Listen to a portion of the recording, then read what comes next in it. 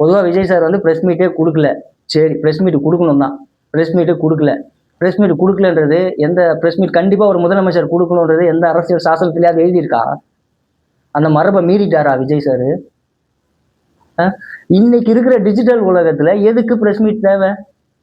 நாங்கள் கேள்வியை கேட்கறத ட்விட்டர்லேயே கேள்வி கேட்டுடுறோங்க. சிஎம் ஆஃப் தமிழ்நாடுக்கே நாங்கள் கேள்வி கேட்போம். ஏன்னா மக்களோட பிரதிநிதியாக இருந்து நீங்கள் மக்களோட இதுவாக தானே கேள்வி கேட்க போறீங்க. ப்ரெஸ்ஸு முதல்ல எந்த ஊடகம் மையத்தில் நிற்கிது? நடுநிலையத்தில் நீங்கள் எந்த ஊடகம் இருக்கீங்க? எந்த ஊடகம் நடுநிலையாக இருக்கு? ஏற்கனவே ப்ரெஸ் மீட் கொடுத்து நல்லா எல்லா ப்ரெஸ்ஸையும் கூப்பிட்டு அழைச்சி நல்லா பார்த்துக்கிட்ட எங்கள் ஐயா கேப்டன் விஜயகாந்த் அவர்களை ட்ரோல் மெட்டீரியல்லாம் மாற்றி கொன்னே புட்டிங்க.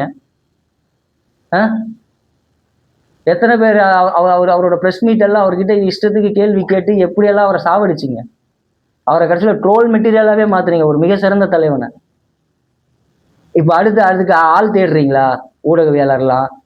முதல்ல ஊடக அறம்னு ஒன்று இருக்கா? இங்கே ஊடகத்தில் நீங்கள் ஃபஸ்ட்டு நடுநிலையாக நின்று பேசுகிறீங்களா? எந்த ஒரு விஷயத்தையும் குறிப்பிட்ட ஒரு கட்சி சார்பாக தானே நின்று பேசுகிறீங்க. அப்புறம் எப்படி ஒருத்தவங்க வந்து ப்ரெஸ் மீட் கொடுக்கணுன்ற எண்ணம் வரும்?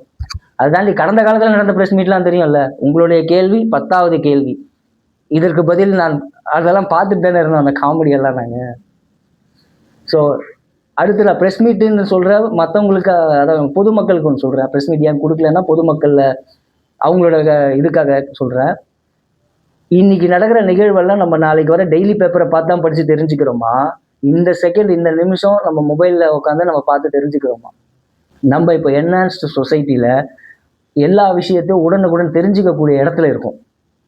நம்மளோட பதிலும் உடனுக்குடன் அரசாங்கத்துக்கு சொல்லக்கூடிய இடத்துல தான் நம்ம டிஜிட்டல் பிளாட்ஃபார்ம் எல்லாம் இருக்குது. இது திமுக அரசாங்கம் இல்லை, நம்மளால் பதில் கூட சொல்ல முடியாமல். ஏன்னா பதில் சொன்னோன்னா அடுத்து உடனே ஒரு கேஸ் போட்டுருவாங்க நம்ம பின்னாடி.